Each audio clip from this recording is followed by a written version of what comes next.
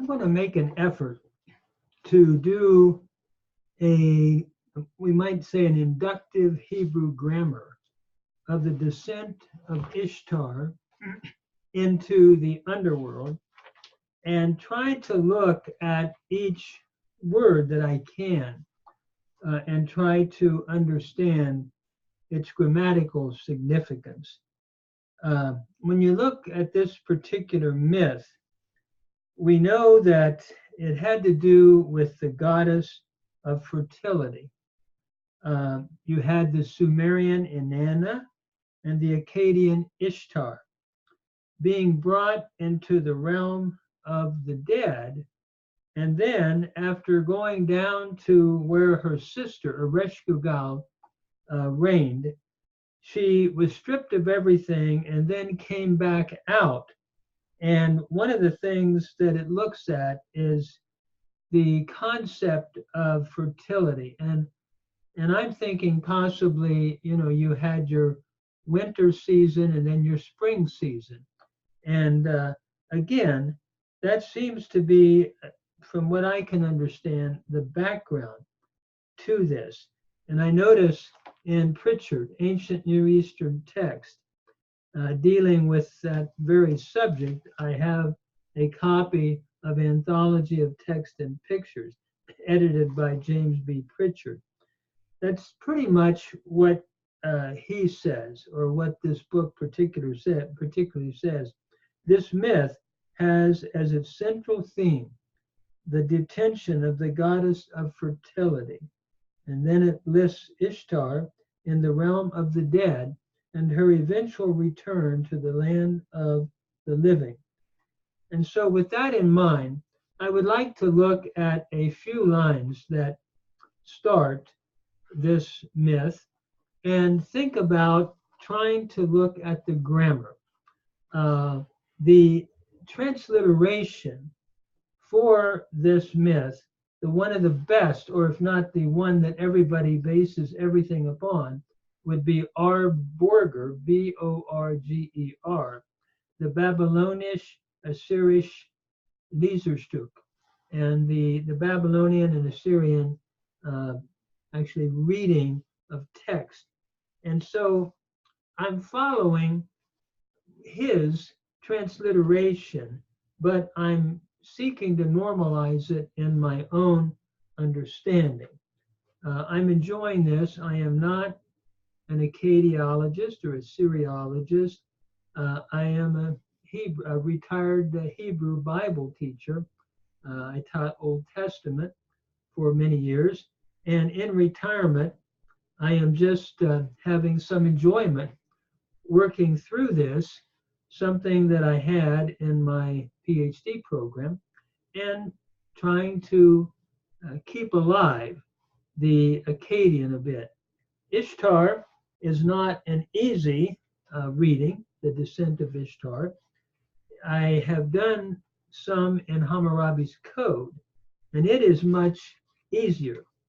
This, the code is in Old Babylonian. This is in Standard Babylonian, and it is a little bit more difficult for me.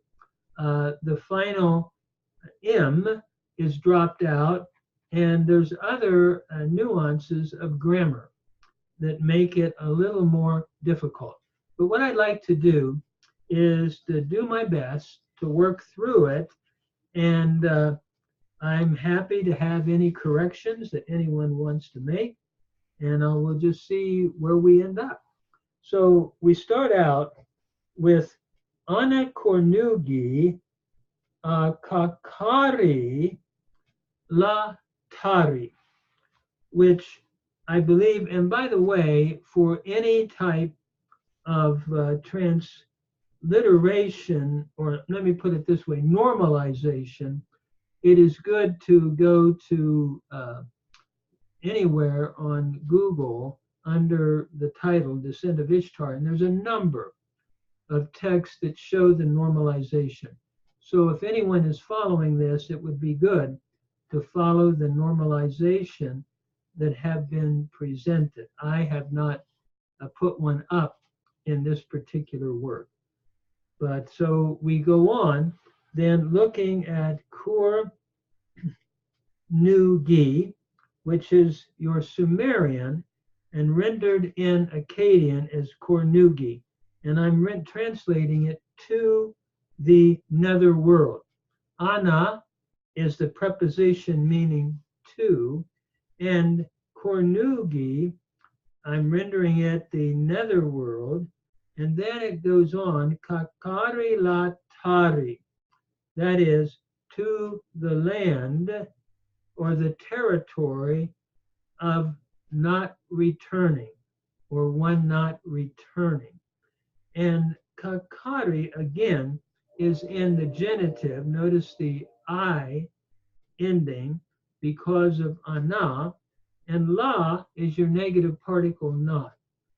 Tari is, I have parsed this as a participle, as a G participle, masculine singular, to the territory of one not returning, of not returning. In other words, there's no going back from the land according to the Descent of Ishtar of the Underworld. So then in line 2, it reads, Dinger Ishtar, the Sumerian Inanna, Marat Sin Uzunsha Ishkun. And as I render this, I would translate it Ishtar, the daughter of Sin, Uzunsha Ishkun. Ishkun here, it looks like it was added to try to explain the phrase. Notice Ishtar is the female goddess in Akkadian, and Marat is the daughter of Sin. The goddess Ishtar is the daughter of Sin. Notice Ishtar from Ishtaru, and we have Marat from Martu, meaning daughter, and it's in construct with Sin. And Sin refers to the moon god, and it's interesting in the cuneiform. There are 3 signs that equal 30, indicating the 30 days of the month where the moon is involved. So that was interesting to me to note that. A work that I have found very helpful is a manual of Akkadian by David Marcus, who works on the this particular Descent of Ishtar in his grammar and does a wonderful job. And so I have read his grammar and trying to keep my Akkadian alive a bit and really have enjoyed it. So at any rate, Ishtar, the goddess of Sin, Uzunsha Ishkun. Uzunsha literally means her ears. We have the noun uznu, meaning ear, and sha is your pronominal suffix, third feminine singular. So her ear she placed or set. Notice ishkun means to place or set, and it basically, we could render it, I believe, directed her thought. So she placed her ear, and it's an interesting idiom. And the idea maybe we could render it directed her thought or placed her thought. By the way, it's interesting to me that shakan can mean to dwell or to dwell in her thought if we're looking at Hebrew. There's sort of an interesting parallel to, in terms of the root itself. And I would understand ishkun as a G preterite, third person singular from shakanu, to set. Then we move on to line 3, which reads Ishkunma Marat, or Sumerian Dumumi Sin U Zun Sha. That is, again, a repetition. Also, she set, the daughter of Sin, her ear. In other words, she paid her attention again, or directed her thought. Same idiom, that is, her ear. She placed her ear, and I'm understanding it to mean directed her thought. 2, and then we move on to line 4. Anabiti ette shubat erkala. That is, to the house, and I rendered this to the house of gloom, or to the gloomy house, the dwelling of Irkala. That is, the dwelling place of the nether world, or the underworld. Notice again, ana is the preposition to, and biti is your genitive singular that goes with the preposition ana, to the house, and then ette, I'm understanding as an adjective, to the gloomy house, or to the house of gloom. And both words seem to me to be in construct. Then it's further defined, Shubat Erkala. Kala is added. That's no doubt what Borgor felt would be the way it should be read. So, to the dwelling place, Shubat means dwelling place. It's from the Akkadian Shubtu, meaning dwelling. So, to the dwelling place, we could understand, I believe, of, and notice Erkala. It's in, again, a construct relationship, I believe, with Erkala. Erkala, we could render the netherworld, or the underworld.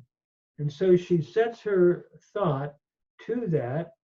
And then as we move on, I was noticing where Erigal is Sumerian, I believe, for the underworld. So in line 5, it reads, Anabiti Sha Erebushu La Atsu. That is, to the house where they who enter it, they do not come out.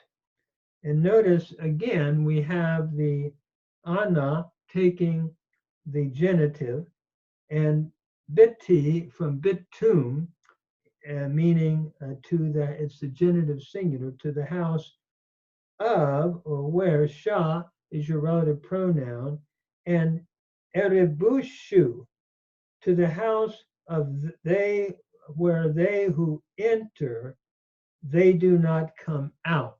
Notice erebishu is from eribu, to enter, and I'm understanding this as a participle in the plural, a G participle, masculine plural, followed by shu, the pronominal suffix, third masculine singular.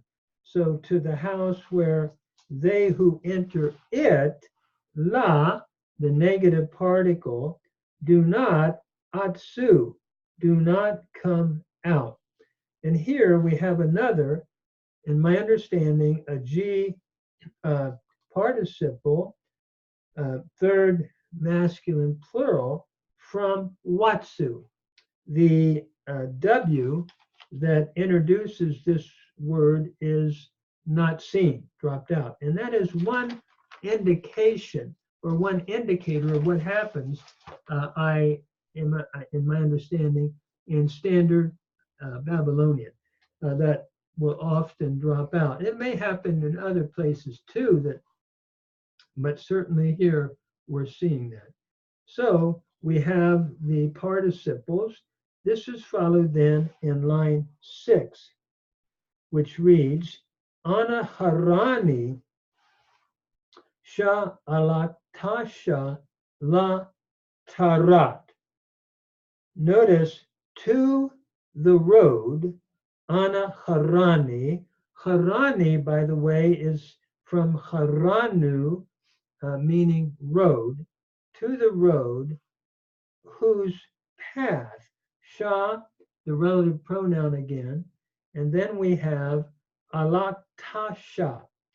Alaktasha is from alaktu, meaning way or path, and to the road whose its path, and notice sha is your suffix pronoun, third feminine singular, so personal pronoun, its path does not, la tarut, does not turn back, and tayarut would be a way that we could render this, and I'm understanding this again as a stative, as a gestative, where one does not turn back. And as we move on to line 7, it reads, Anabipti sha erebushu zumu nuram. That is, in line 7, to the house. Again, bit t, the genitive singular with ana from bitum, where they who enter, eribushu, they who enter it are deprived of light.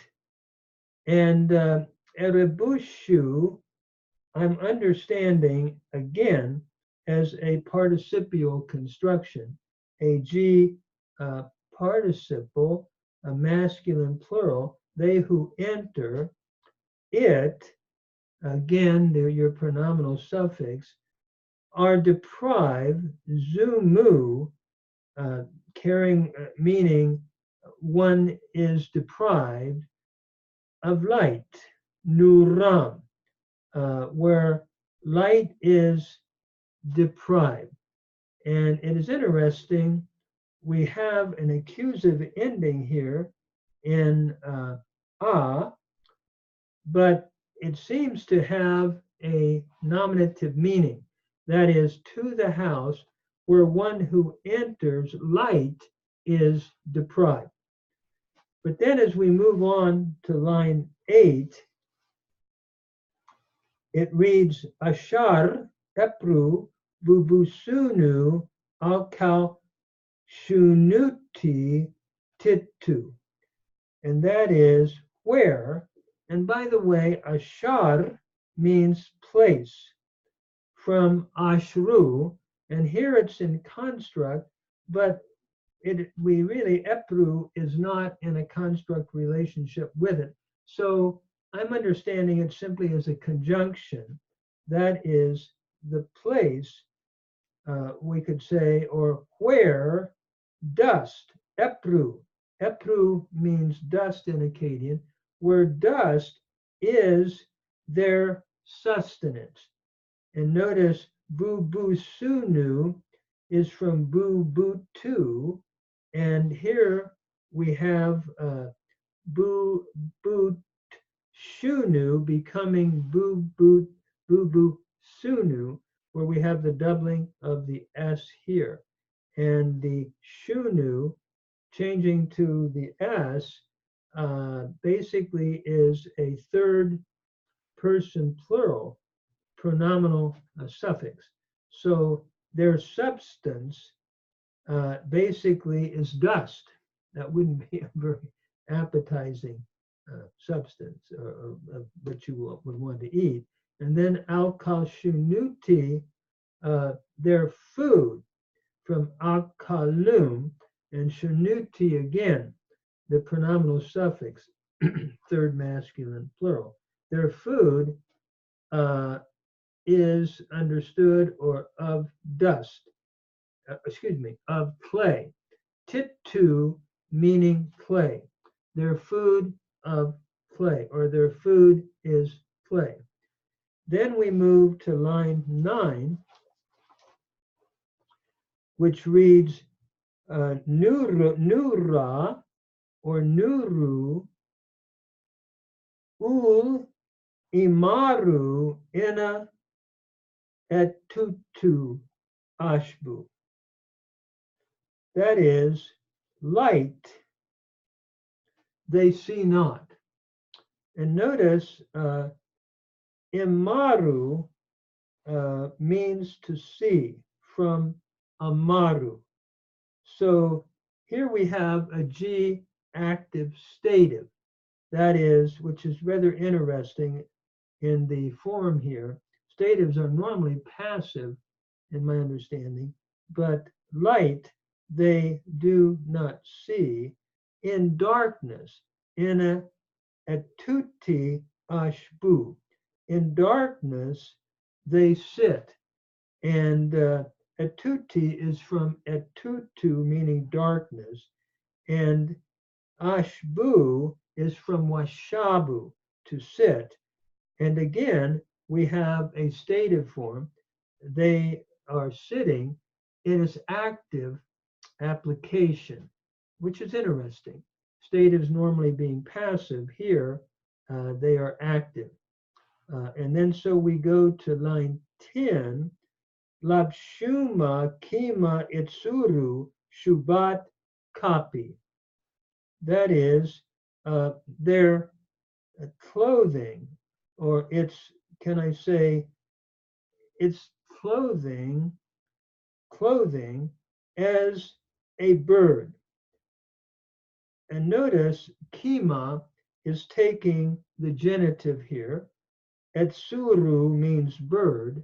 Etsuri with the I ending as bird. In other words, they're not going to have much clothing.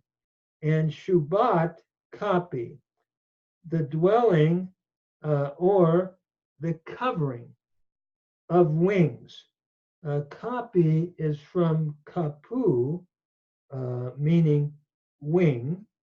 And here we have a genitive singular. And shubat is from shaptum or shaptu. I believe we can render it the covering of wings. In other words, there's not any real clothing or covering, seems to be the picture. And then we move to line 11, which reads, Ali dauti u sikaru shapuch ipru.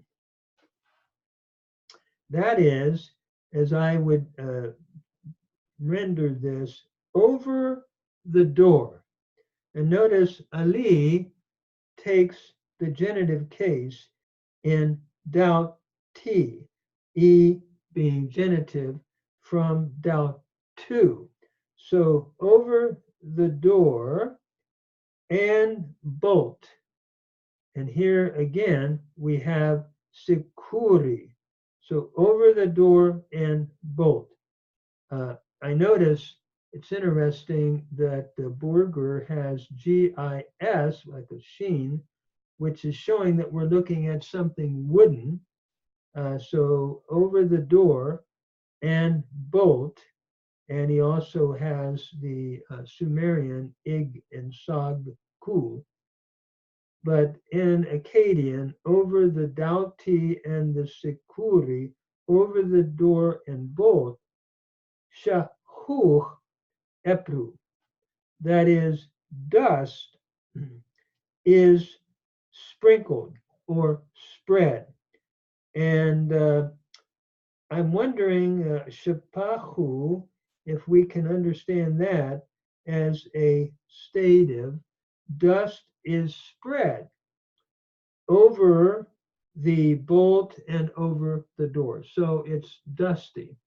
sprinkled. Dust is sprinkled everywhere, sort of like the dust that can happen in under the bed, let's say, or on a windowsill, if we don't keep it, can I say, or in a room, if we don't keep it dusted, if we don't work with it and try to get rid of dust by sweeping it up. So he's going into this very dust, or she's going into this very dusty underworld. So again, I'm going to stop here, but what I've tried to do is look at each word grammatically, and if you read it and some of you listen that are specialists, please feel free to correct me, because I'm just enjoying this process of trying to revive the grammar that I learned years ago in my PhD program.